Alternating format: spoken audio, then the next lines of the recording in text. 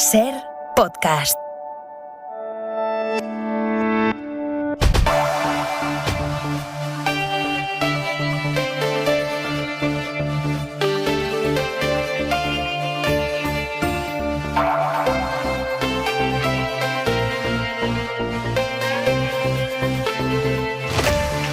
Fuentes del Ministerio del Interior, consultadas por la cadena SER, reconocen que a esta hora trabajan con la previsión de que mañana lleguen a Madrid a manifestarse muchos más policías y guardias civiles de los que se calculaba hasta ahora.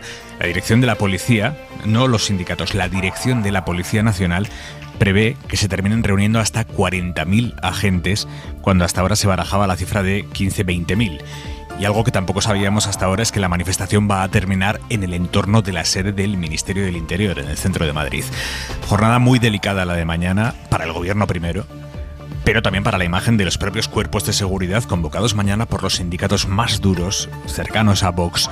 Existe el precedente del año pasado, cuando cientos de policías rompieron el cordón de seguridad del Congreso de los Diputados, muchos con pasamontañas, bengalas, botes de humo, caretas de Anonymous y al grito de guerra. Veremos qué pasa mañana, si esta vez sí la manifestación se acota al marco pacífico de la protesta. Allí estarán los líderes de PP, Vox y Ciudadanos, sumados a esta ola de indignación de los cuerpos de seguridad ante la reforma de la Ley de Seguridad Ciudadana. Una indignación obviamente legítima, pero que se está sustentando en algunos argumentos que no son ciertos, o no del todo. Por ejemplo, dicen los policías que con esta reforma van a perder la presunción de veracidad y que su palabra va a valer lo mismo que la de un delincuente. Bueno, esto no es como lo están contando.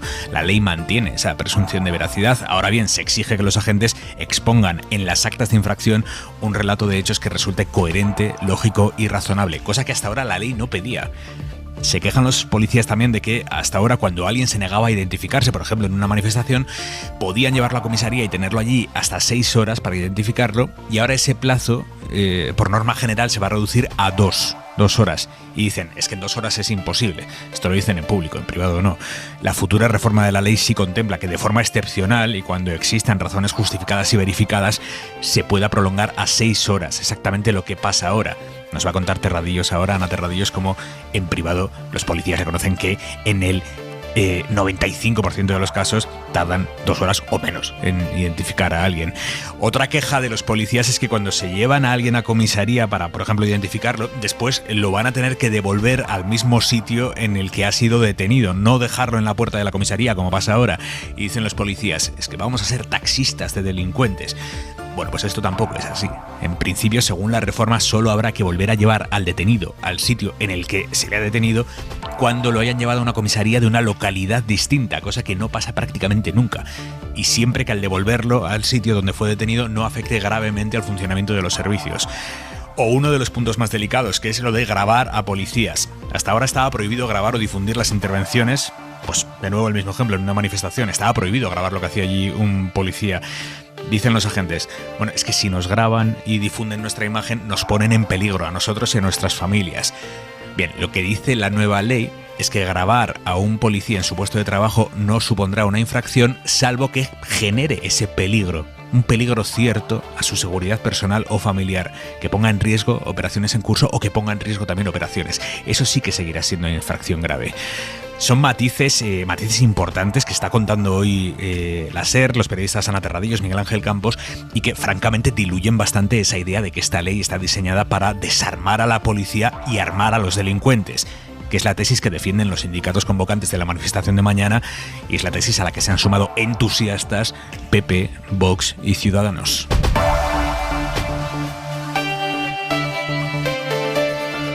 Les vamos a contar ahora todo lo que se sabe y lo que no se sabe todavía de la nueva cepa del coronavirus que está poniendo en alerta a todos los gobiernos, una cepa proveniente del sur de África que tiene ya nombre, Omicron, por la 15ª letra del alfabeto griego. Está generando preocupación, pero es importante saber de qué estamos hablando. Lo que se sabe y lo que no, que todavía es mucho. Ahora lo contamos. Antes, el día en 2 minutos. Marina Fernández. El día en el que han vuelto las colas para vacunarse la Comunidad Valenciana tras el anuncio de que va a exigir el pasaporte COVID para entrar en determinados espacios en cuanto la justicia se lo autorice. En Cataluña tendría que estar ya en vigor, pero han tenido que retrasarlo al lunes porque la aplicación para descargárselo se ha saturado por la cantidad de peticiones. Galicia lo amplía este fin de semana a restaurantes y bares por la noche. Y los navarros que salgan hoy que no se olviden de descargárselo porque porque a partir de las 12 lo van a necesitar. Al margen de la pandemia, el Gobierno ha presentado una nueva propuesta a los agentes sociales en la negociación de la reforma laboral. Plantea que no haya becarios de más de 30 años, multas importantes para las empresas que abusen de la temporalidad y simplifica, como querían la COE y los sindicatos, los tipos de ERTES. 220 millones al año más va a recaudar la Hacienda vasca con los nuevos impuestos, el IVA del comercio electrónico, la tasa Tobin y la tasa Google. El Consejo de Ministros va a actualizar así el martes el concierto vasco. Pero hoy lo que se ha encontrado el Gobierno en la reunión con las comunidades para preparar la conferencia de presidentes es la silla vacía de la consejera vasca. Que no sea una falta de voluntad y espero que lo que esto sí que sea es un momento de inflexión, un punto de inflexión en el que las voluntades cambien y se materialicen en hechos. Olas Garamendi, que ha acusado al Ejecutivo Central de incumplir el calendario de traspaso de competencias. Todo esto mientras el líder del PP, Pablo Casado, y la presidenta madrileña Isabel Díaz Ayuso siguen evitando coincidir, siguen evitando la foto juntos. Entiendo que no puede estar en todas partes a la vez, así que coincidiremos en otras muchas ocasiones. Así le ha quitado importancia a la presidenta madrileña que Casado no vaya a estar, en contra de la tradición, en la recepción que hace por el Día de la Constitución en la Puerta del Sol. Ayer, por ejemplo, tuve 4 actos públicos. A 3 de ellos estaban invitados la presidenta de la Comunidad de Madrid, Isabel Díaz Ayuso, y el alcalde de Madrid, José Luis Martínez Almeida. Cada uno llega a lo que puede. Casado viaja a Grecia, coincidiendo con esa recepción. Llevan casi 2 meses sin coincidir. Y los pescadores franceses han cortado durante horas el eurotúnel que une ese país con Reino Unido para reclamar las licencias que Londres había comprometido con el Brexit. Macron, por cierto, la tensión entre esos dos países ha ido a más y Macron, decíamos, le ha retirado la invitación a la reunión del domingo para abordar la gestión migratoria del Canal de la Mancha. Manuel Rico, director de investigación de Infolibre, buenas noches. Buenas noches. Lola García, directora adjunta de La Vanguardia, ¿cómo estás, Lola? ¿Qué tal? Buenas noches. Y la mesa la completa esta noche el escritor Juan Manuel de Prada. Juan Manuel, buenas noches. Hola, muy buenas noches. Y antes de la contra déjenme contarles que mañana esta casa lanza un nuevo podcast global. Prisa Audio estrena el Weekly Global, un podcast con las principales noticias de la semana en el mundo de habla hispana. Periodistas de Caracol Radio, de ADN Chile, W Radio, El País, Diario AS y La SER van a llevar todos los sábados a los oyentes las historias protagonistas de Latinoamérica, Estados Unidos y España, liderados por la periodista colombiana conocida por todos en esta casa, Diana Calderón. El protagonista en México es el presidente W Radio México. La protagonista por estos días en Chile. ADN Chile. El protagonista es el volcán de La Palma en Canarias. Sigue La cadena SER. Y que sigue teniendo la sino al menos 10.000 niños Caracol Radio. abusados por el protagonista en Brasil se llama Paulo Guerra. El País. De 30.000 años y ganador de una emocionante Diario AS. la clásica de las clásicas. Cada semana en el Weekly Global te contamos quiénes han sido los protagonistas alrededor del mundo. El Weekly Global se estrena mañana y estará disponible en Podium Podcast y las principales plataformas globales de audio. Y en la contra de hora 25... Tell me your dream. Somewhere you wanna go. Manuel Javois, buenas noches. ¿Qué tal, Aymar? Buenas noches.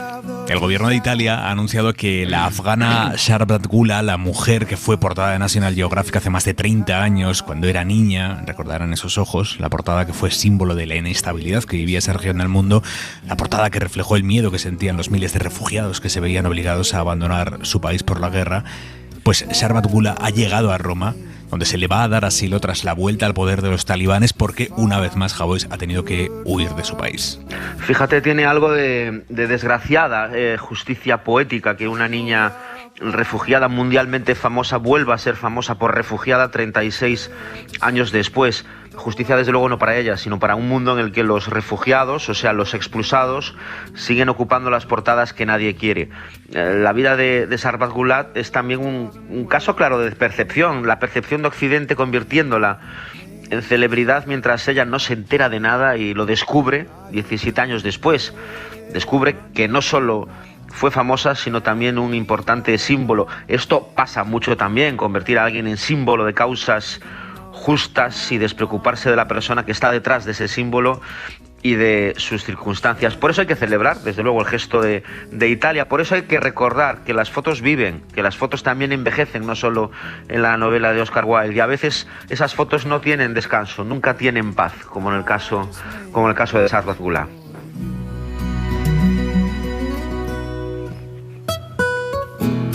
Hasta el lunes, Javois, un beso fuerte. Hasta el lunes, Aymar. Pasa buen fin de chao. Beso. You're far too good for keeping down.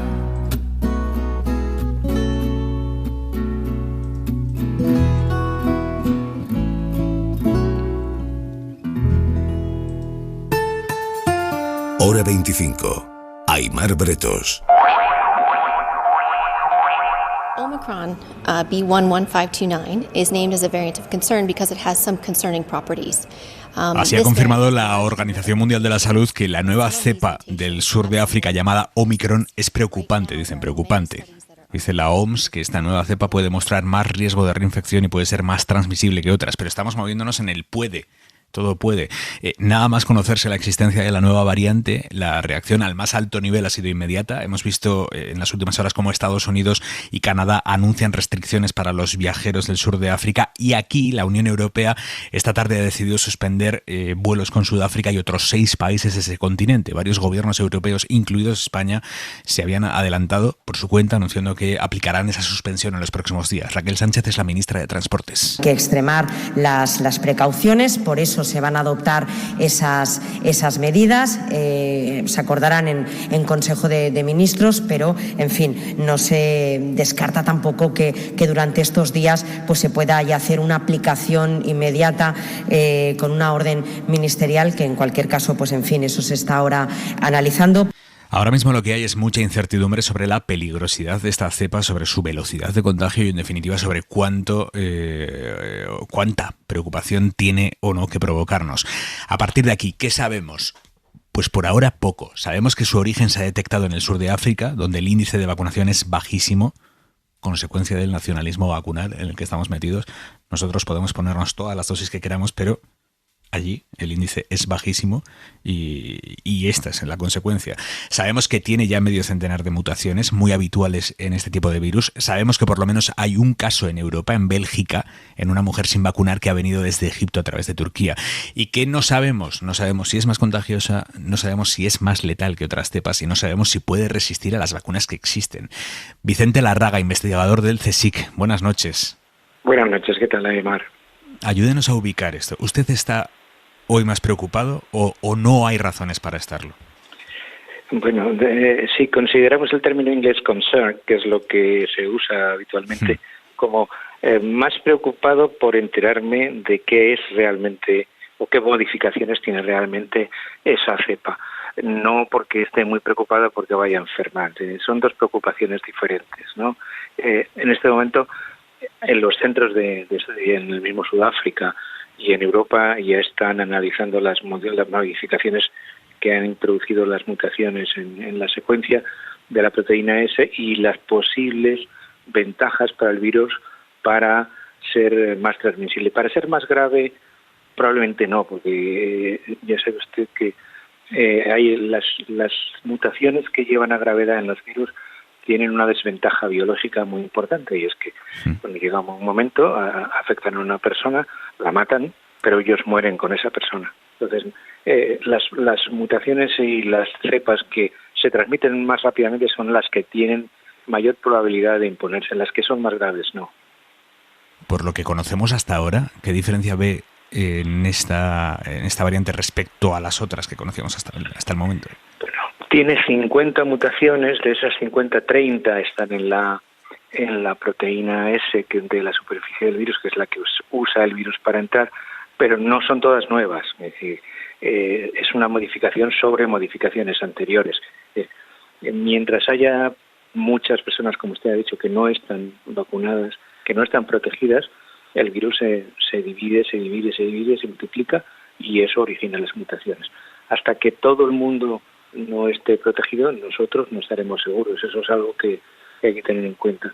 Y de esas mutaciones nuevas, que es lo que usted me preguntaba, se están analizando a ver si inducen alguna ventaja fisiológica para el virus. Pero en estos días se está haciendo, ¿verdad? Porque las secuencias se han conocido hace muy poco. O sea que todavía es muy pronto para especular siquiera si esta cepa puede resistir a las vacunas que ya existen. Probablemente, bueno, eso es un fenómeno que va a ir sucediendo. Es decir, que, por ejemplo, hay vacunas que están hechas con la variante alfa y llegará un momento que habrá una variante Nu, por ejemplo, ¿no? Y esa variante ya será bastante diferente y habrá que hacer una nueva. Pero eso tampoco debe preocupar demasiado a la población porque en la forma que se están haciendo las vacunas, el tipo de vacunas que se están imponiendo y que se están distribuyendo, se pueden modificar con cierta facilidad. Entonces, en periodos cortos de tiempo se pueden tener vacunas que sean efectivas frente a esta, en este caso, que pudiera ser, o las que vendrán pues, después de esta, ¿no? Porque da por hecho que vendrán. Seguro. Claro que sí. Es que es la forma habitual de actuar de los virus. No podemos hacer que dejen de comportarse como son. Hemos visto hoy cómo en cascada gobiernos de todo el mundo desarrollado han decidido blindarse, cerrar los aeropuertos a vuelos provenientes de esas zonas. ¿Usted cree que esto es coherente, correcto, es mejor prevenir o hay algo de exageración o de sobreactuación? Vamos a ver, ha habido algo de exageración, el que haya bajado la bolsa, todo esto es un poco una exageración porque todavía no se sabe exactamente, ¿eh? Es decir, se sabe que hay una nueva cepa que tiene más mutaciones y que puede ser más infectiva. Ya le digo que más grave lo dudo, ¿eh? Pero más infectiva sí puede ser. Entonces es un poquito de exageración, pero bueno, hay que tomárselo con seriedad y analizar las posibilidades. Efectivamente, habrá que intentar retrasar la llegada a Europa Occidental de esta cepa, porque eso nos va a dar tiempo a proteger más a la población. Con las terceras dosis se está incrementando muy notablemente la protección de las personas mayores. Si se vacuna también a los niños entre 5 y 11 años, pues muy probablemente se reducirá la incidencia de la transmisión.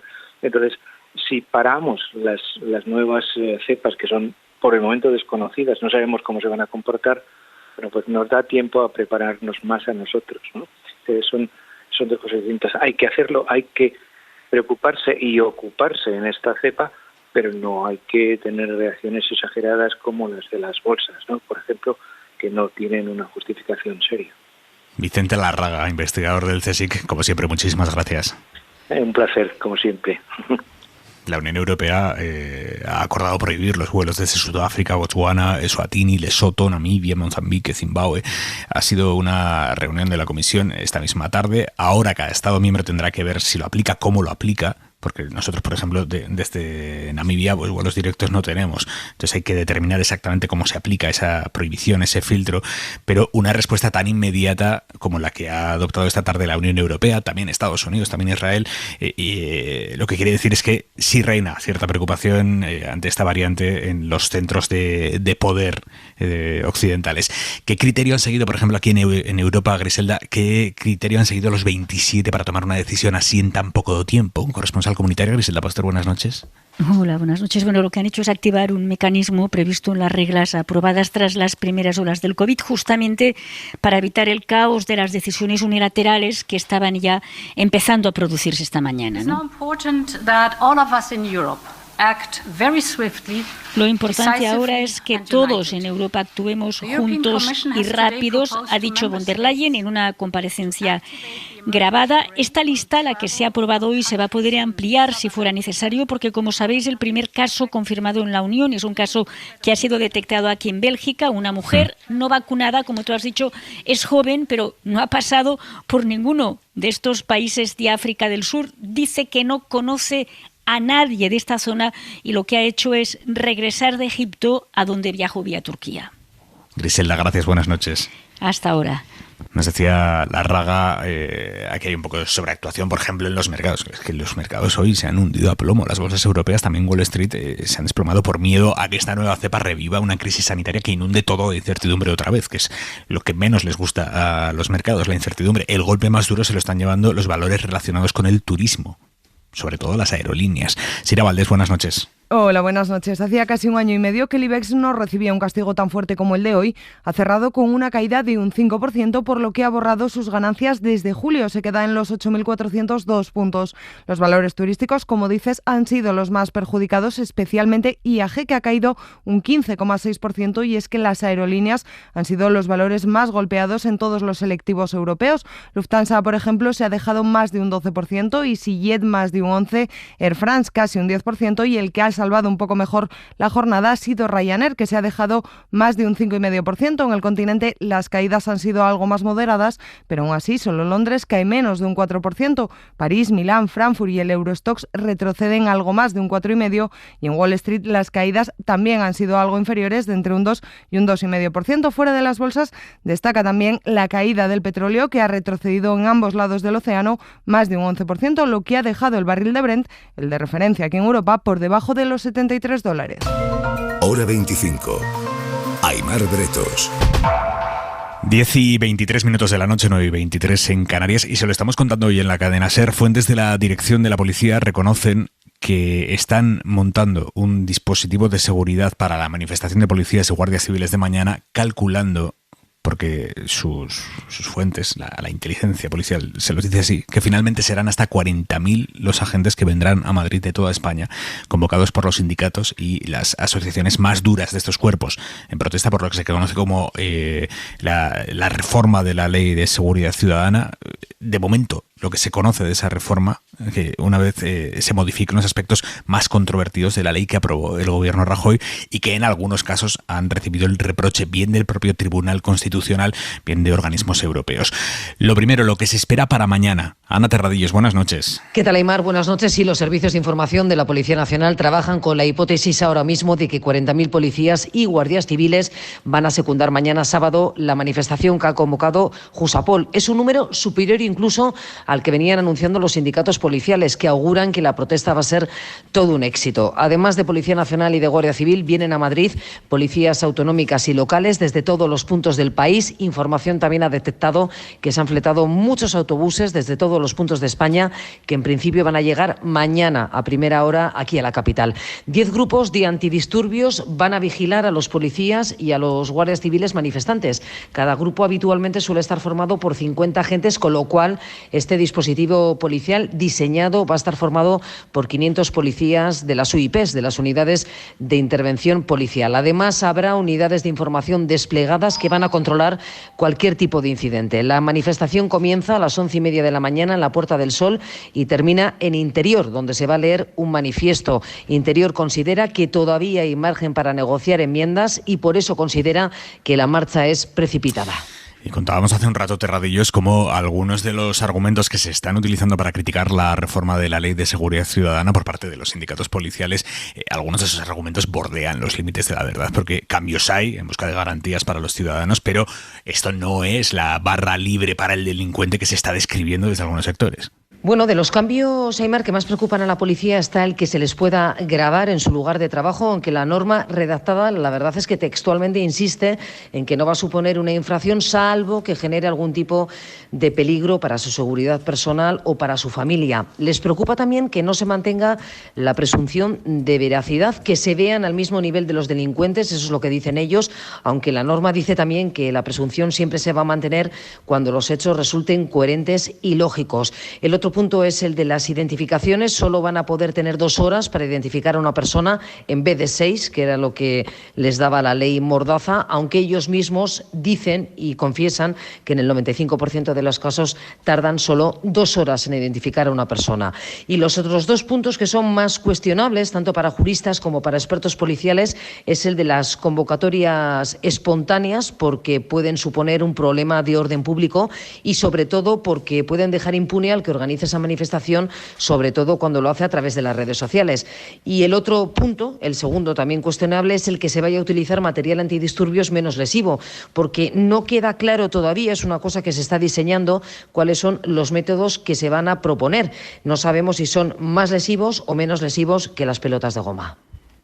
Lola García, Juan Manuel de Prada, Manuel Rico, quiero escuchar vuestro análisis sobre este asunto que tiene muchísimas derivadas, el fondo del asunto en sí, la imagen de progresiva radicalización de los cuerpos de seguridad que se está proyectando a través de sus sindicatos mayoritarios, esa derivada también, el respaldo activo de la oposición a estas protestas en un intento indisimulado por capitalizarlas políticamente. Vamos a entrar en todo, pero lo primero quiero que nos centremos en el fondo en sí del debate de la protesta de mañana, que es la reforma, el contenido de la reforma de la Ley de Seguridad Ciudadana. ¿Desprotege esta reforma a los miembros de los cuerpos de seguridad, como dicen ellos? ¿Es necesario acotar los espacios de impunidad o de oscuridad que pueden haber servido para amparar abusos policiales, como sostienen los partidarios de reformar esta ley? Lola, ¿cómo lo ves tú? Pues mira, yo creo que en primer lugar el legislador es quien decide los límites del uso legítimo de la violencia por parte de la policía, ¿no? Y por tanto, si el legislador considera en estos momentos pues que se han de introducir cambios a esa ley de seguridad ciudadana, la policía no tiene por qué poner en duda eso. Sin embargo, por otra parte, pienso que si mañana va a haber pues 40.000 policías manifestándose, significa que algún malestar o alguna, digamos, falta de atención sí que deben pensar que están sufriendo, ¿no? Porque un malestar tan generalizado y tan apabullante tampoco es normal. Así que seguramente algunas cosas habría que escuchar, pero en cuanto a lo que es la ley, yo creo que también tiene que ver con los cambios sociales que les están afectando, ¿no? Y que les suponen una pérdida de poder. Pero eso no ha pasado solamente en la policía. Y ahora voy a poner un ejemplo que seguramente una comparación que tiene sus riesgos, como todas las comparaciones, pero esto es como en la escuela, ¿no? Los profesores hace unos años, pues la sociedad estaba dispuesta a tolerar que hicieran determinadas cosas que ahora no está dispuesta a consentir. ¿Que eso sea mejor o peor ahora? Pues no lo sé, pero en todo caso no tiene marcha atrás. Es decir, la sociedad en la que vivimos, pues cada vez tiene unas exigencias en cuanto a una mayor conciencia de sus derechos. A lo mejor algunos podríamos pensar que también debería tener la de los deberes, pero bueno, eso es diferente. Pero tiene una mayor conciencia de sus derechos y hay determinadas cosas que no tolera tan fácilmente como antes. Entonces me refiero, por ejemplo, específicamente al tema de las grabaciones. Hombre, pensar que hoy en día, ¿no?, con la cantidad de móviles, de instrumentos, de dispositivos que tenemos para grabar, pensar que, bueno, que no es válida ninguna grabación por parte de un ciudadano respecto a una actuación policial, me parece muy naif. Porque, bueno, los tiempos van por ahí y en Estados Unidos lo vemos constantemente y aquí también hemos visto casos. Que a lo mejor se pueda pensar que hay una reclamación policial que dice, bueno, pues nosotros también queremos llevar, porque la perspectiva de la persona que nos está grabando no es la misma que la nuestra, ¿no? Y nosotros pues a lo mejor también tenemos que llevar en nuestro uniforme unas cámaras. Aquí en Cataluña eso funciona desde hace creo que 10 años o 15 años. También al principio supuso provocó mucho malestar en el cuerpo de los Mossos d'Esquadra, pero al final se ha incorporado como algo normal. Pues seguramente también habría que atender a esas peticiones, ¿no? Pero yo creo que es un malestar que está incubado por muchos factores, pero creo que sobre todo hay un cambio pues de exigencia social respecto a al poder que tiene la policía, ¿no? y a los límites de sus actuaciones y de cómo lo vemos desde la calle los ciudadanos, ¿no? De Prada. Bueno, vamos a ver, es un tema poliédrico, no es un tema tan sencillo, ¿no? Ni se puede abordar de una manera unívoca. Yo en cambio creo que el tema de las fotografías sí es un tema peliagudo. Creo que efectivamente un policía que es filmado y cuya imagen es divulgada en las redes sociales puede ser víctima de persecución o de venganzas. Yo creo que este es un tema que habría que tratar muy delicadamente. El hecho, ya sabemos, de que todos hoy llevamos una cámara, o casi todos llevan una cámara, y que este tipo de filmaciones están a la orden del día,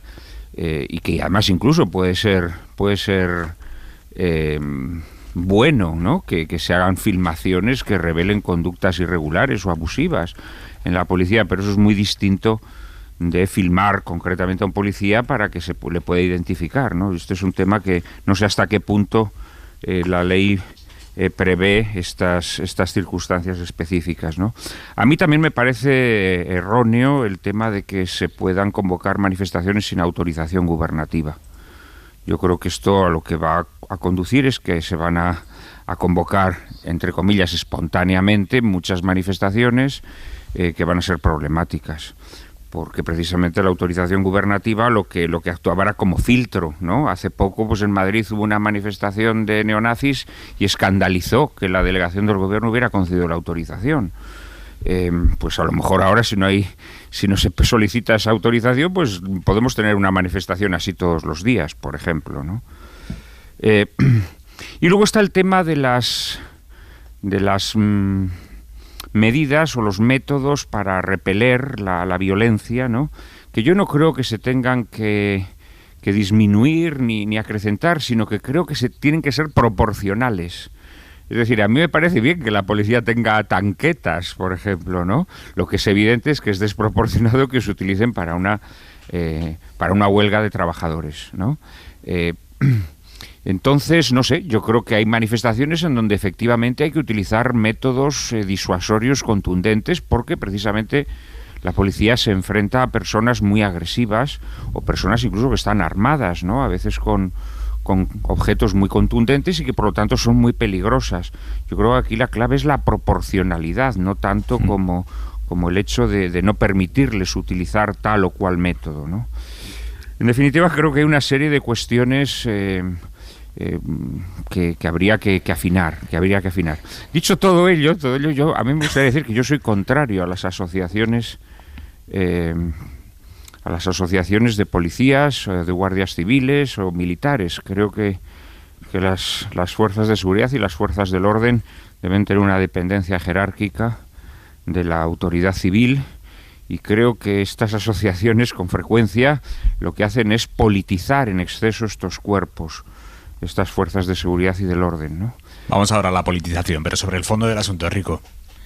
A ver, yo primero una precisión para no confundir a los oyentes, ¿no? En España no hay autorización gubernativa de las manifestaciones. Lo que hay es una obligación de comunicar a la delegación del gobierno, y si la delegación del gobierno o la autoridad gubernativa cree que puede haber incidentes o cree que puede haber algún problema que coincidan en la misma ruta, pues se puede cambiar el itinerario, pero no existe la autorización gubernativa. Respecto al fondo del asunto, por supuesto, caben matices y seguro que es mejorable el texto durante el debate en el Congreso, pero si para mí si la pregunta es lo que se plantea ahora o como quedaría ahora la ley, ¿es mejor que como está en este momento? Para mí la respuesta es rotundamente sí. Quiero decir que todo esto no es una cuestión de blanco y negro, pero tiene matices, pero creo que al poner en la balanza los derechos de los ciudadanos y las actuaciones que se permiten o las infracciones o lo que se consideran infracciones, yo creo que claramente esto es una mejora respecto a lo que había. Hay un argumento, además, muy evidente. La ley Mordaza es del año 2015. ¿Qué pasa? Que antes del 2015 en España no había democracia. Es más, entre el 2011, finales del 2011, principios de 2012, y el 2015 gobernó el PP. La calle estaba en manos del terror en aquellos 3 años. Yo no lo recuerdo así. Entonces yo creo que hay que poner un poco de perspectiva histórica a los temas también. Quiero decir que la democracia para los policías no se inventó en el 2015, y antes del 2015 trabajaban con absoluta libertad, y 2015 es cuando se aprobó esa norma. Y para mí, y con esto concluyo, es fundamental lo que comentaste, Aimara, al principio, que es que esta manifestación, los sindicatos que la convocan, en parte están diciendo cosas que no son verdad, que son mentira. Entonces, para mí, por supuesto que es legítimo, cualquier ciudadano puede tener sus opiniones políticas, faltaría más. También los policías, que solo tienen la obligación legal de ser políticamente neutrales durante el ejercicio de sus funciones, no fuera del ejercicio de sus funciones. Eso lo marca la ley. A mí me parece muy bien que sea así, y a mí me parece muy bien que tengan derecho a asociarse. Discrepo ahí de Prada, ¿no? Pero, hombre, la verdad no nos la podemos cargar, ¿no? Y lo estamos haciendo de forma permanente. Entonces, si tú convocas una manifestación con mentiras, esa convocatoria pierde una legitimidad evidente. Y yo me pregunto, por ejemplo, la prueba de veracidad, ¿no? Que el testimonio de los policías tengan esa presunción. Lo que dice la norma, o lo que diría es que las actas policiales sean coherentes, lógicas y razonables. ¿Hay de verdad algún policía, algún guardia civil en España a quien eso le pueda molestar? Las actas de identificación deben ser motivadas y proporcionales. ¿Hay alguien, algún policía, algún guardia civil, algún ciudadano a quien le pueda molestar que se pida eso de un acta? Yo es que, sinceramente, no creo que nadie le pueda molestar esas peticiones, ¿no? Vamos a hacer una pausa mínima. Hemos hecho una primera aproximación al asunto. Tenemos otras derivadas, como por ejemplo la de si se está dando una progresiva radicalización de los cuerpos de seguridad, como la que parece proyectarse a través de sus mayorías de sindicación, poniéndose en manos de sindicatos muy vinculados a la extrema derecha. Vamos ahora con ello.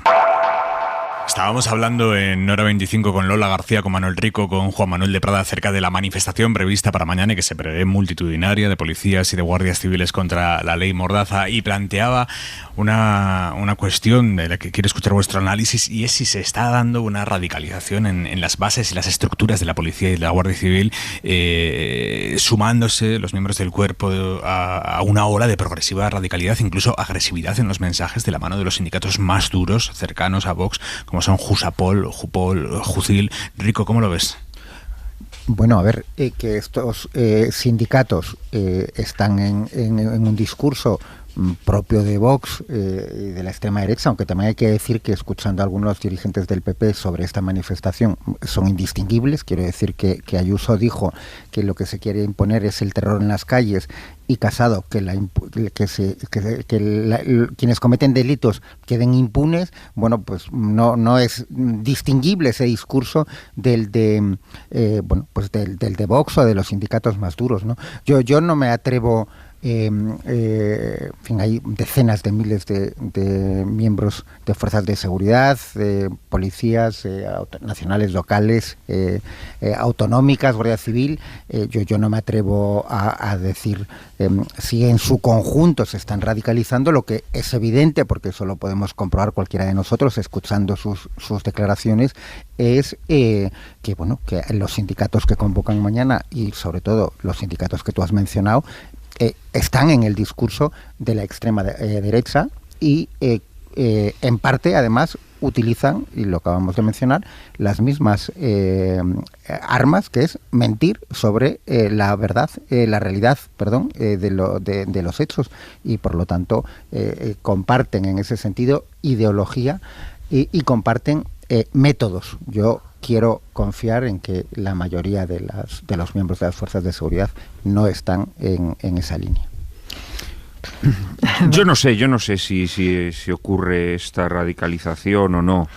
Yo, como digo, creo que las asociaciones en los cuerpos de seguridad creo que los politizan, y creo que, por lo tanto, introducen semillas de división en los propios cuerpos, e introducen, el veneno de la reivindicación política en cuerpos que tienen que estar sometidos a una autoridad férrea, ¿no?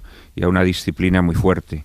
Entonces, en líneas generales, mi opinión es negativa para todos, pero dicho esto, efectivamente, mañana se prevé que va a haber 40.000 policías, y 40.000 policías creo que es una representación muy nutrida de este cuerpo, ¿no? Y evidentemente, si se manifiestan, no creo que lo hagan únicamente porque estén politizados.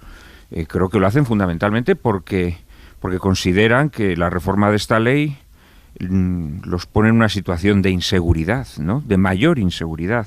Antes, cuando Manuel me decía que no es una autorización lo que se solicita, sino que es una comunicación, Pero bueno, la realidad es que esta ley lo que propone es que se puedan organizar manifestaciones de forma espontánea. Cuando las manifestaciones han sido comunicadas a la autoridad gubernativa, esas manifestaciones tienen desde el primer momento una vigilancia policial. Si estas manifestaciones pasan a no tener esa vigilancia policial desde el primer momento, la policía va a tener que acudir a ellas cuando degeneren, cuando se perpetren actos violentos, van a tener que acudir en malas condiciones. Y por lo tanto, el servicio que van a prestar va a ser peor, indudablemente. Pero a ver, yo creo que, en fin, en manifestaciones no comunicadas, no sé, me gustaría saber qué habría hecho el PP con aquella manifestación que fue una de las primeras grandes manifestaciones espontáneas convocadas a través de móviles después de los atentados del 11M, por ejemplo, ¿no? Quiero decir, hay momentos en que las manifestaciones no comunicadas tienen todo el sentido del mundo. Sí, bueno, si estés a favor o estés en contra. Pero vamos a ver, no lo sé. Vivimos en una sociedad en la que me parece que restringir de tal forma la libertad de manifestación como para que tengas que comunicarlo siempre. Pero yo no creo que haya una restricción, Yo ahí no creo que haya una restricción. No sé si es muy viable, sinceramente. Yo ahí no creo que haya una restricción. Yo creo que eso fundamentalmente se hace precisamente para que en aquellas concentraciones humanas en las que va a haber mucha gente, pues haya una vigilancia policial. Ya, sí, o sea, precisamente para que la cosa esté preparada, simple y llanamente. Yo no creo que haya ahí una restricción del derecho de manifestación. La protesta inherentemente tiene un carácter de explosión, digamos, no digo que todas las manifestaciones tengan que ser espontáneas, pero yo creo que hay que discernir un poco. Pero es que esa explosión puede degenerar. Manifestaciones espontáneas que provoquen incidentes graves, pues debe haber unas cuantas, pero no es lo más habitual tampoco. En fin, yo no digo que sea lo más habitual, pero bueno, es relativamente frecuente. Todos tenemos esta experiencia, ¿no? Yo creo que a lo largo de este año hemos tenido muchas manifestaciones. Hemos tenido manifestaciones espontáneas desde hace muchos años. No digo he dicho que hemos tenido, en la posterior terminar, de los atentados del 11M. Solo que he querido decir que a lo largo de este año hemos tenido muchas muestras de manifestaciones que han degenerado en actos violentos. Que además aquella fue en jornada de reflexión para más Indrey. De todas formas, yo creo que, a ver, a mí no me interesa la ideología de los policías, como tampoco me interesa la de los jueces, ¿no? Que hay una discusión bastante similar en este caso. Lo que interesa es que respondan a su función y que apliquen las leyes que el legislativo tiene a bien aprobar en cada momento, ¿no? Sí que quiero recordar que efectivamente yo creo que hay un malestar provocado porque se están produciendo cambios a los que es difícil pues que el cuerpo policial se adapte. Siempre este tipo de cambios provocan problemas, pero quiero recordar que también pues a lo mejor no sé, los mandos policiales que hemos tenido que sufrir, algunos de ellos en los últimos años, también dan mucho que pensar, ¿no? En fin, hemos tenido el caso del señor Villarejo o hemos tenido la llamada policía patriótica, en fin, cosas que no han sido precisamente ejemplares en los últimos años, ¿no? Entonces, también que resulta que ahora, en fin, la policía, porque se han introducido unos cambios en la Ley de Seguridad Ciudadana que me parecen bastante razonables, quede absolutamente desprotegida, pues el ciudadano a veces también ha quedado bastante desprotegido en los últimos tiempos, por actuaciones policiales. Sí, pero la manifestación de mañana es un caso peculiar al ser de policías y guardias civiles, pero ya en los últimos tiempos venimos viendo ejemplos claros de cómo Vox intenta penetrar en las clases trabajadoras enarbolando sus banderas. Lo hemos visto claramente en el caso de Cádiz esta semana. Hasta que se terminó solucionando el conflicto con ese acuerdo del miércoles, estaba Vox haciendo auténticos equilibrios argumentales para intentar estar con los policías y al mismo tiempo acusar al gobierno de ejercer una represión allí en Cádiz a través de esos mismos policías. Abascal acusó al gobierno de ofrecer solo represión a los trabajadores del metal, señalaba como prueba la tanqueta o vehículo blindado que ha sido motivo de discordia estos días.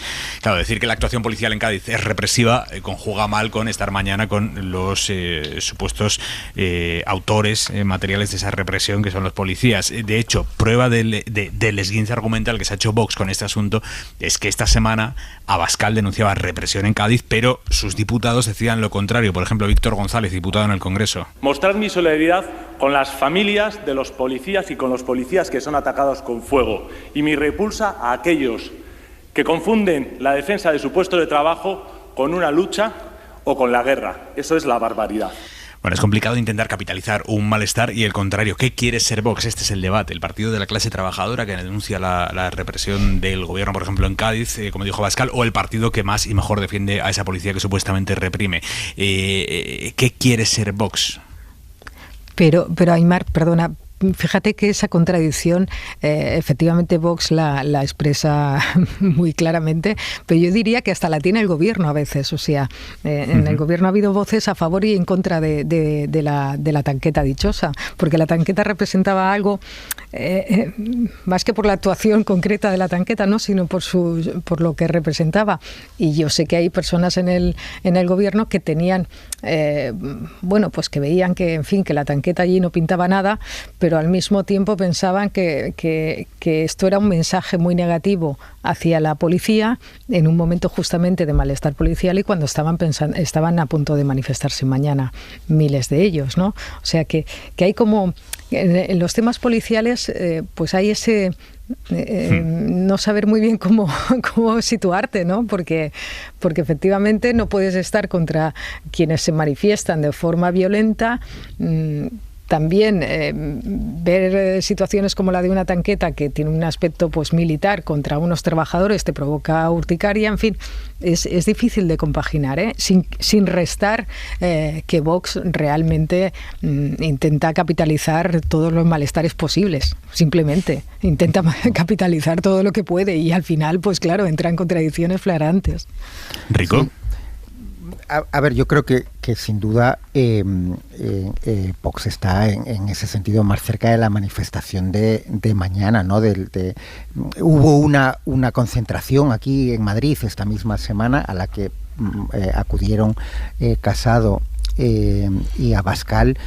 Y bueno, quiero decir que Abascal llegó, estuvo charlando con los manifestantes, se sentía claramente cómodo, mientras que Casado, bueno, pues se hizo la foto y saludó a Abascal, pero se fue, ¿no? Yo creo que el discurso de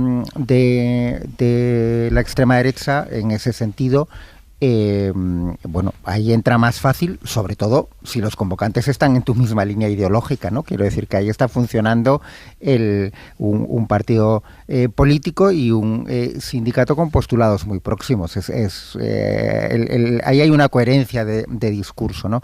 Bueno, respecto a por qué Vox entra en barrios donde hay una mayoría de trabajadores, claro, que es un discurso o un análisis muy interesante y previo. Bueno, yo creo que porque mueven otros elementos, ¿no? El debate de por qué un trabajador vota a la extrema derecha, lo hemos leído muchas veces, pero yo creo sinceramente que no está correctamente planteado, ¿no? Está igual de mal planteado que porque un progre puede ser, estoy haciendo ironía, puede ser rico o viven en tal barrio, ¿no? Bueno, pues a ver, hay trabajadores que votan a la extrema derecha porque cuando se acercan a las urnas anteponen otras cuestiones. Por ejemplo, la cuestión nacional, el tema de Cataluña es evidente que es lo que más voto ha movido o por lo menos lo que generó la explosión inicial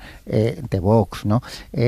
Yo creo que desde nuestro análisis ahí sí que vemos una contradicción, pero para Vox la represión no es del policía, por simplificarlo, es del gobierno. Herramienta de esa represión. Entonces, efectivamente, entonces digamos que en su discurso yo creo que ahí no hay una contradicción, aunque nosotros lógicamente la veamos desde un punto de vista lógico, para ellos el represor es el gobierno, no el agente que está también sometido a ese régimen de terror en el que supuestamente vivimos, ¿no? Dejadme avanzar brevemente. Bueno, dale, de Prada, pero breve, por favor. No, vamos a ver que precisamente con esa cuestión de si la represión fue del gobierno o no, está el tema de la célebre tanqueta.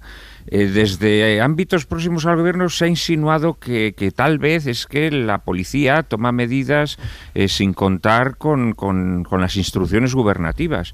Y en este caso es radicalmente falso, porque yo he escuchado al subdelegado del gobierno avalar el uso de la célebre tanqueta.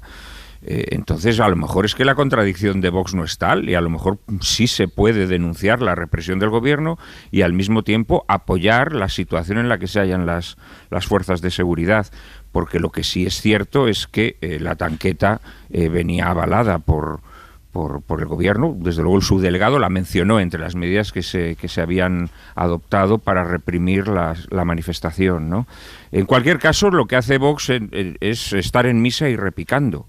Pero estar en misa y repicando es muy propio de esta política líquida en la que vivimos. El gobierno lo hace constantemente, se desdobla, con lo de la tanqueta mismamente, pues también están en misa y repicando. Quiero decir que esto es una cosa que hace poco ciertamente nos resultaría absolutamente confusionaria y demagógica, pero yo creo que se está generalizando. La política líquida la está imponiendo como... Lola, te quiero preguntar por la evolución de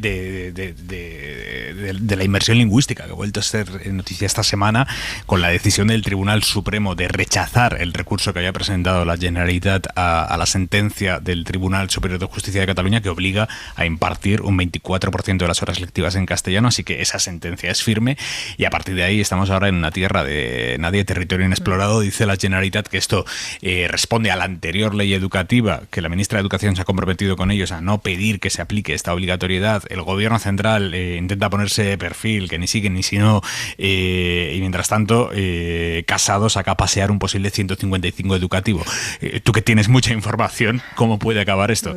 Toda la vida con esto, porque vamos, tengo 54 años, la ley de inmersión lingüística tiene 30 y pico, creo, o sea, imaginaos. No, a ver, sí, ciertamente es un lío jurídico, ¿no? Porque efectivamente esto hace referencia a la ley anterior, ahora hay otra ley, y después su aplicación acaba dependiendo del gobierno, ¿no? De los inspectores de educación. Y con esto de la inmersión lingüística, es que al final tienes una sensación de que es cíclico, que siempre se está siendo objeto de una politización absurda, porque realmente en Cataluña es una cosa muy minoritaria que provoque conflicto. O sea, vamos, hay 80 familias que reclamaron esta asignatura más en castellano. Eso supone unos pocos centenares de alumnos. Hay 1,5 millones de alumnos en Cataluña. O sea, estamos hablando de un porcentaje muy, muy pequeño. Y la ley de inmersión lingüística lleva varias décadas en funcionamiento. Es decir, no está provocando unos problemas sociales, ni una exigencia, ni una reclamación por parte de la gran mayoría.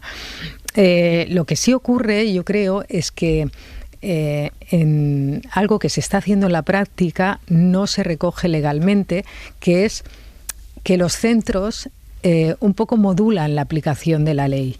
Es decir, cuando tú tienes un centro en Santa Coloma de Gramenet, que es básicamente de estrato castellano parlante, pues los profesores intentan modular si tienen que poner más castellano o más catalán para que se compensen una con la otra. Cuando tú tienes a lo mejor pues un centro en una población de Vic, pues hacen lo contrario, ¿no? Este procedimiento que se hace bastante en los centros no está recogido legalmente como tal, ¿no? Que eso también pues podría ser una posibilidad. Lo que pasa es que abrir ese melón, esto es como la Constitución, cualquiera lo abre, ¿no?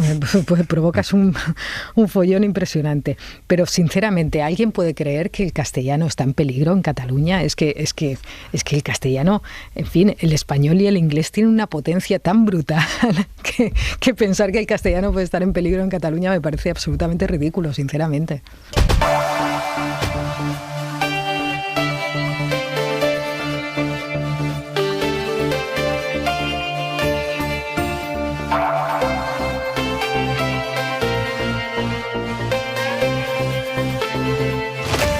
Empezamos a cerrar este viernes 26 de noviembre, Marina. Y La Palma suma mañana 9 días incomunicada por el aire, con el aeropuerto cerrado por la ceniza del volcán, que además amenaza nuevas viviendas por el desvío de una colada. En menos de una hora entra en vigor en Navarra la exigencia de pase COVID para entrar en discotecas, restaurantes con más de 60 comensales y grandes eventos en Galicia. Ya hacía falta para el ocio nocturno, pero desde esta medianoche también para restaurantes y para cualquier tipo de bar a partir de las 9 de la noche. Y para los que prefieran quedarse en casa, mañana la luz baja ligeramente, pero va a seguir por encima de los 200 euros, 204 de media en el mercado mayorista va a costar. A punto de que termine noviembre, la media del mes ya está en 189 euros, cerca de los 200 de octubre, que fue de récord. La ropa para mañana y para el fin de semana completo. Jordi Carbó, buenas noches. Muy buenas noches, de pleno invierno, tanto durante las mañanas como durante las tardes, y sobre todo vamos a destacar la situación que se puede dar en el Cantábrico. Se espera que mañana, en toda la cordillera cantábrica, en todas las cotas, la nevada sea intensa. Acumulaciones en las cotas medias y altas que hasta el final del fin de semana pueden superar en algunos casos los 2 metros.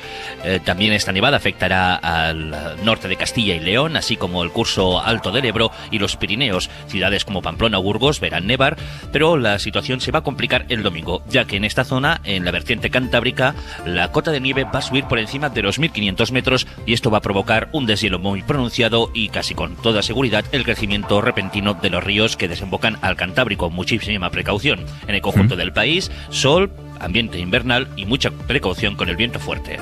Con este panorama, Jordi, hacer deporte de alta montaña puede ser muy peligroso este fin de semana, mejor dejarlo para otro momento. Ventisca, con eso se dice todo. Es una situación que tendremos temperaturas de menos de 10 grados bajo cero en cumbres de los principales sistemas montañosos, vientos de más de 100 kilómetros por hora y esta ventisca que reduce la visibilidad a cero. Ni que seáis expertos, es recomendable hacer alta montaña este fin de semana. Jordi, gracias. Adiós. Y hablando de deporte, novedades en el Barça de cara al mercado de fichajes. Yago de Vega, buenas noches. Hola Aimar, ¿qué tal? Buenas noches. Sí, después de la llegada de Xavi al Barça, el primer fichaje que se concretó fue el de Dani Alves y ahora el Barça mira el mercado británico, mira al Manchester City, donde está jugando Ferran Torres. Ya sabes, el Manchester City es el equipo donde entrena Pep Guardiola. Mateo Alemany, que es el director de fútbol del Barça, ha acudido a Manchester para intentar cerrar esta incorporación, pero claro, el problema es la situación económica del Barça.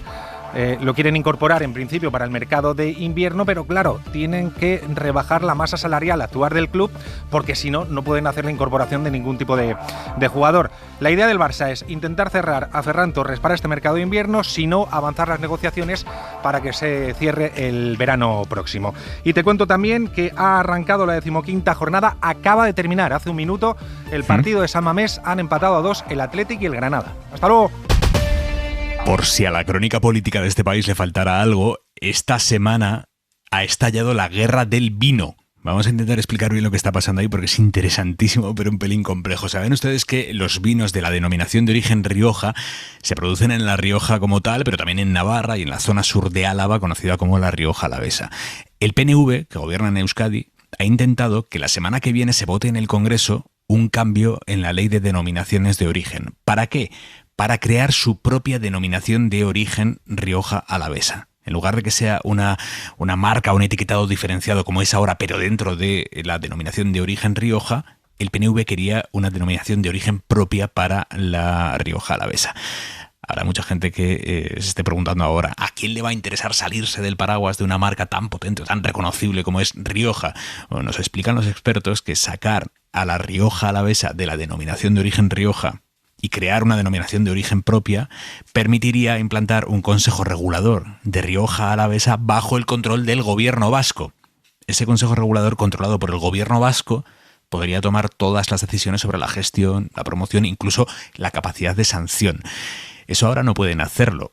En la denominación de origen Rioja, eso no depende de una comunidad, porque ahí se mezclan tres, se mezcla Rioja, Euskadi y Navarra, entonces esas competencias están en manos del Estado. Hay una tutela, digamos, superior, una tutela estatal, que es de lo que quiere salirse parte de la Rioja Alavesa.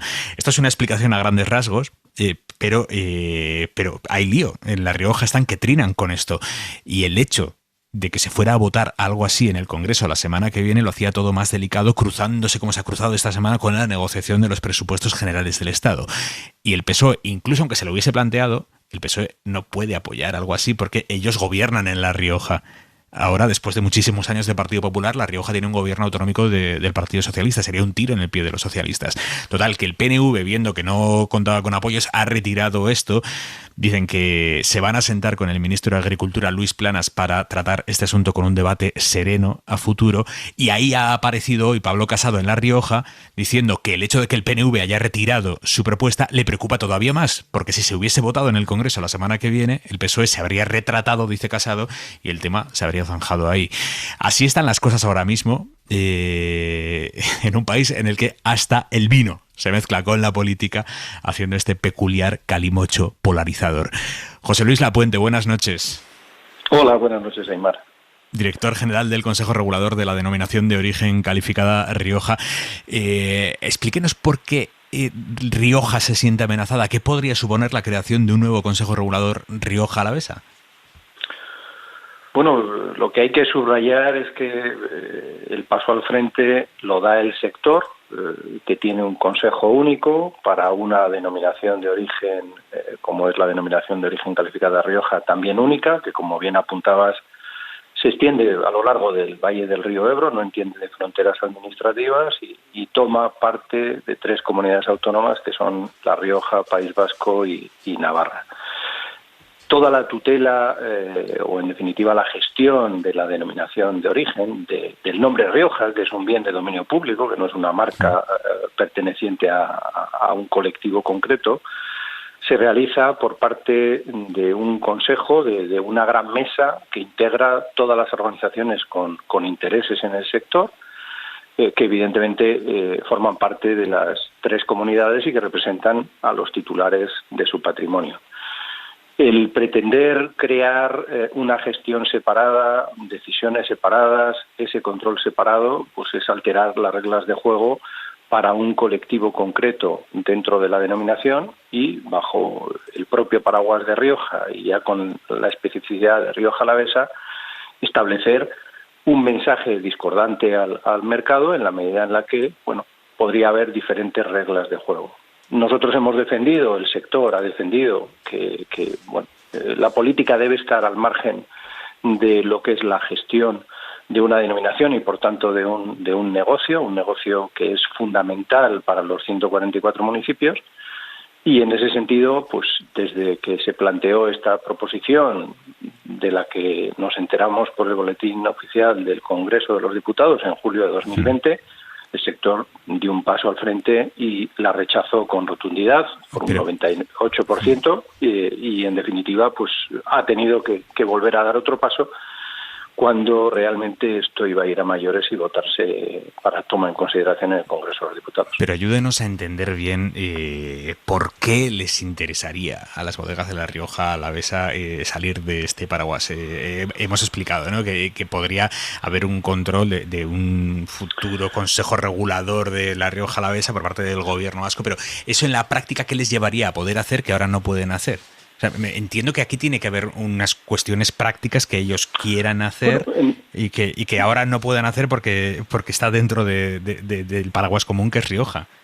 En realidad es una iniciativa de una formación política, no es una iniciativa de bodegas de Rioja Alavesa. Precisamente esas bodegas de Rioja Alavesa están representadas en el Consejo Regulador, un Consejo Regulador que, como digo, es la fiel imagen de todo el sector de las 3 comunidades y directamente han dicho no de una manera rotunda y prácticamente unánime, con lo cual... Entonces el PNV está intentando algo que no beneficia a las bodegas de Rioja Alavesa o que no quieren las bodegas de Rioja Alavesa. ¿Por qué lo está haciendo el PNV entonces? A la vista del pronunciamiento evidentemente sí. Al final la fuerza que tiene Rioja en el mercado, tanto a nivel doméstico como a nivel internacional, deriva de su masa crítica de ese nombre. Los intereses, no estamos hablando de una región tan extensa y las propias bodegas de Rioja Alavesa tienen intereses a lo largo de la denominación, viñedos a caballo de las comunidades autónomas, con lo cual hablamos de una integración y una red dentro de la denominación que no permite una separación tan clara y una división tan clara. Más allá de eso, la hoja de ruta es evidente y la posición de las bodegas en general y en particular de las bodegas radicadas en Rioja Alavesa también.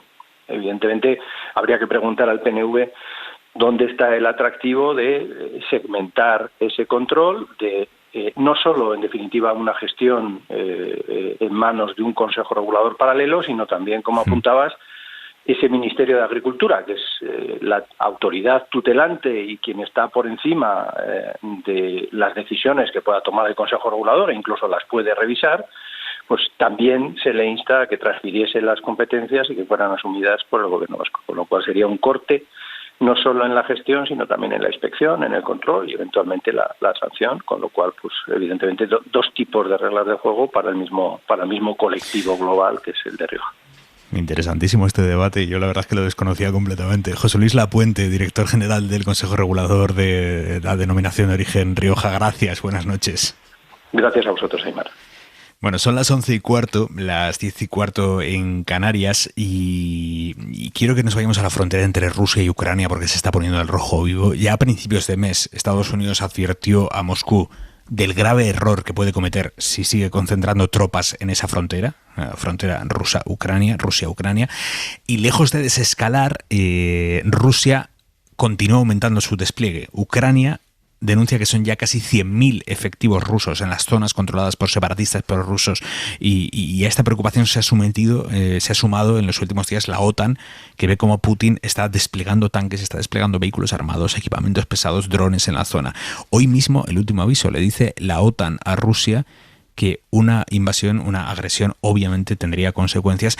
Víctor Olazábal, buenas noches. Buenas noches, sí. Esa advertencia llega después de ir calentándose la situación día tras día en la frontera. This military build-up is unprovoked and unexplained. Decía hoy el secretario general de la OTAN que este despliegue ruso no responde a una provocación ni tiene explicación. Ucrania, la OTAN y Estados Unidos temen que Rusia, para mantener su influencia en la región como sea y para evitar acercamientos entre Kiev y la Alianza Atlántica, acabe llevando a cabo una incursión armada como hizo en el pasado. Mientras tanto, Ucrania también mueve ficha y despliega a sus tropas en su frontera con Bielorrusia, movimientos que no gustan nada a Moscú. Hoy Zelensky, el presidente de Ucrania, aseguraba ante los periodistas que sus servicios de inteligencia han descubierto que se está preparando un golpe de Estado para los días 1 y 2 de diciembre y deja caer que detrás están representantes de Rusia, pero se queda ahí, no da más detalles. Moscú, Aimar, lo ha negado todo. Gracias, Víctor. Y esta semana hemos conocido el acuerdo de gobierno al que han llegado socialdemócratas, verdes y liberales en Alemania, el pacto que confirma que habrá un tripartito insólito gobernando el país. Estará liderado por el socialdemócrata Olaf Scholz. La cartera fundamental, que es finanzas, estará en manos de los liberales, y ese acuerdo también deja dos derivadas que han ocupado menos titulares, pero que son un debate muy interesante que quería proponeros. Primero, han pactado legalizar el cannabis, y segundo, bajar la edad de voto a los 16 años. El tripartito va a legislar para que voten a las elecciones del Parlamento Europeo ya, y les va a costar más conseguir que puedan elegir a los diputados del Bundestag, porque eso conlleva un cambio constitucional en Alemania, pero ahí está, en ese horizonte. ¿Votar a los 16, sí o no, de Prada? ¿Cómo lo ves? Vamos a ver, no, a mí me parece un disparate, ¿no? Si uno fija la mayoría de edad, estás fijando la mayoría de edad para obligarte, para contraer obligaciones jurídicas, pero creo que también es las obligaciones que contraes como ciudadano, ¿no?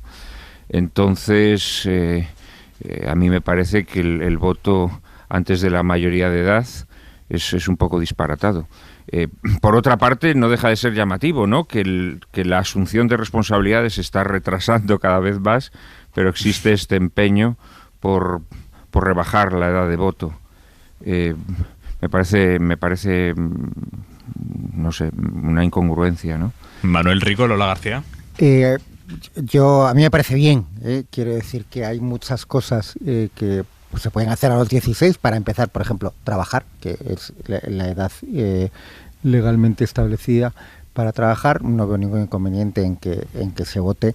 En el 78 estaba en los 21 años, se bajó a los 18, siempre que hay movimientos en esa línea, hay gente que se opone y cree que se va a hundir el mundo, pero yo creo que no se hundiría y que es una buena medida. Y llamo la atención sobre una cosa, ¿no? En Alemania sí que hay liberales, ¿no? A mí me causa mucha gracia cuando escucho a políticos con un discurso de derecha neta, ¿no? En España autoproclamarse liberales. El acuerdo, yo discrepo en muchísimas cuestiones del FDP, pero el acuerdo al que han llegado efectivamente tiene elementos claramente de Partido Liberal. Este es uno de ellos. Lola. A ver, yo veo extraño que efectivamente jurídicamente veo extraño que si no tienes mayoría de edad puedas votar, pero sí que es verdad que hay un debate detrás muy interesante y que yo creo que de alguna manera debería hacerse algo para promover, que es que, claro, hoy en día la política pasa bastante de los jóvenes, es decir, como son un colectivo que no supone no provoca vuelcos políticos, pues generalmente los políticos se ocupan mucho de la gente mayor, en fin, el tema de las pensiones provoca auténticos rifirrafes políticos porque saben que ahí hay una bolsa de votantes muy importante que marca tendencias, y en cambio los jóvenes, como no son una masa crítica tan importante para los partidos, pues se les relega bastante, y creo que hoy en día están sufriendo bastante eso, ¿no? Ser víctimas de que para la clase política son demasiado irrelevantes. Y ahí sí que de alguna forma habría que contrarrestar eso. ¿Pero por qué os parece extraño votar y no trabajar? No sé si me parece... O sea, estaba pensando ahora que, por ejemplo, lo del aborto sin permiso paterno, pues era a los 16, ¿no? Creo que sí, hubo todo ese debate, y a mí me parece bien que a los 16 eso pueda existir. O sea, hay un montón de casuísticas entre los 16 y los 18 que no sé, pero sí que creo que efectivamente la adquisición de la ciudadanía va bastante ligada a la mayoría de edad, y entonces que jurídicamente seguramente eso tiene problemas a la hora de ponerse en marcha. No soy jurista, pero me parece que ahí podría rechinar alguna cosa. Siendo así, insisto, son un colectivo que está absolutamente ninguneado por los políticos, que, en fin, que sí, de vez en cuando los citan, pero después en su obra de gobierno son muy poco relevantes, y en cambio el derecho a voto sí que les daría un poder importante, ¿no? No sé. ¿De Prada ibas a decir algo? Tengo dudas. No, vamos a ver que efectivamente a lo largo de la historia ha cambiado muchas veces la edad que se fija, ¿no? Para como mayoría de edad, ¿no?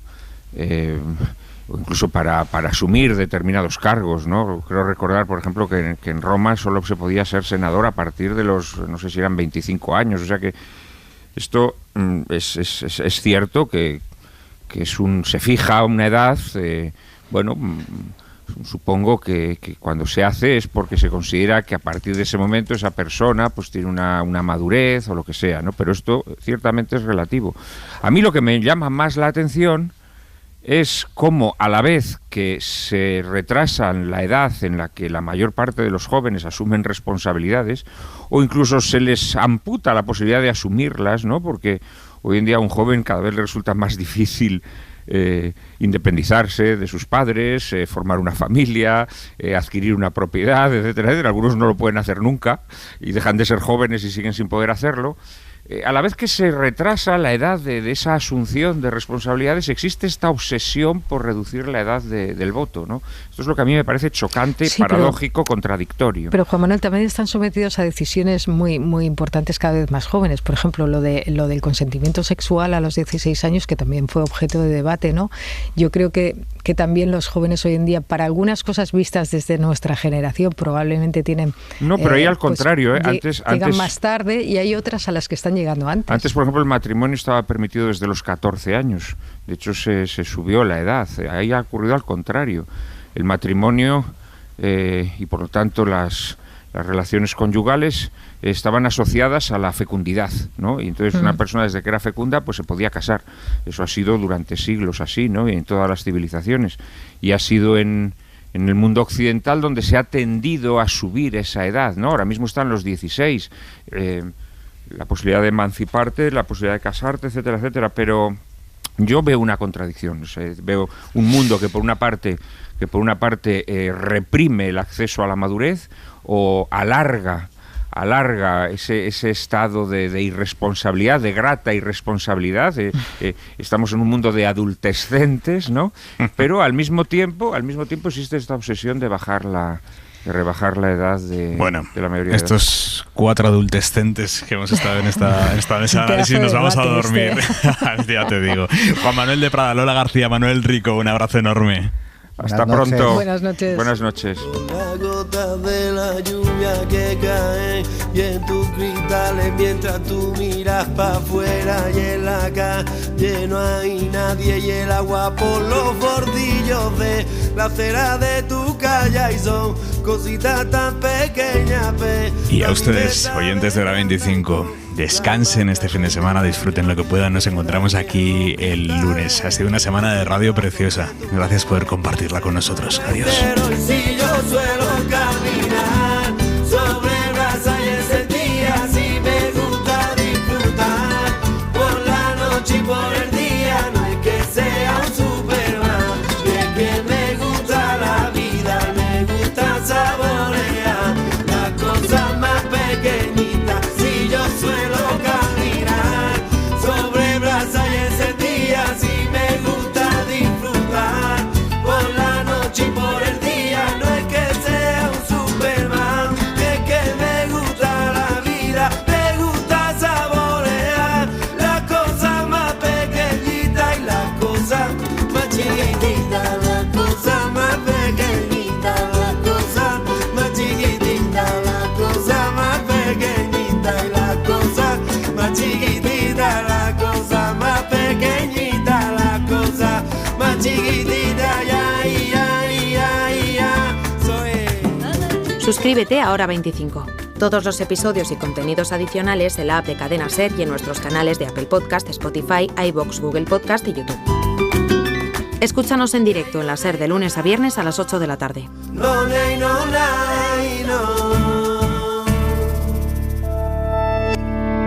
Cadena SER. La radio.